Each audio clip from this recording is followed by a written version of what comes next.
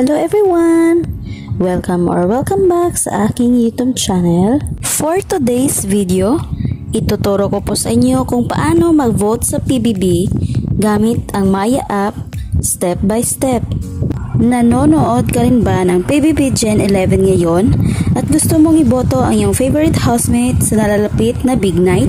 Para sa iyo itong video ito. Kung ikaw ay interesado sa video ito, panoorin mo ito hanggang sa dulo. Guys, please subscribe sa aking YouTube channel and hit the bell button for more updates.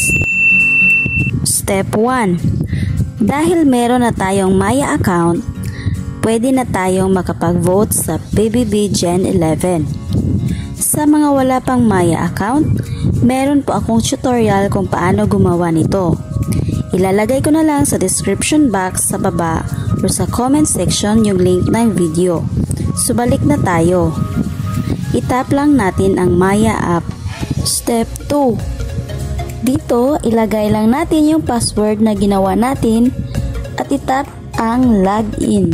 Pero, kung nag-connect po kayo na ma-open ang Maya account nyo using your fingerprint, pwedeng yan na lang ang gamitin mo kaagad, kahit hindi na ilagay ang password. So, nandito na tayo sa home. Makikita nyo dito, meron akong balance na 100 pesos.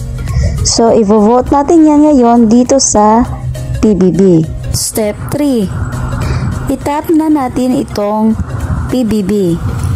Itap lang natin itong continue at hintayin lang ito saglit. So, ayan. Makikita na natin dito yung mga housemates na iboboto. So kung nanonood kayo ng PBB Gen 11, alam nyo na inalis na ang vote to effect.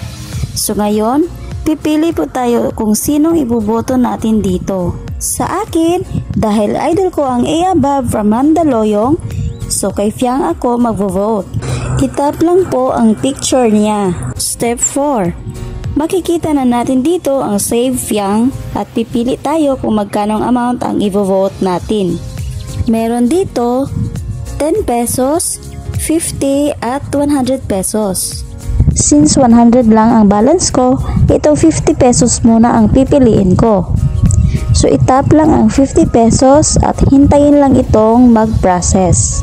So ayan guys, successful na ang pag-vote natin sa A Above. Itap lang itong done. Makikita natin dito yung terms and agreements nila sa PBB. Kapag tapos mo nang mabasa, itap na ang done. Pwede na natin itong i-back. Makikita natin dito na 50 pesos na lang yung balance ko. Makikita din natin dito sa transaction na successful yung pag-vote natin kay Fiang. Nag-text din sa akin na nakapag-paid ako ng 50 pesos sa PBB. Ganun lang po kadali mag-vote guys.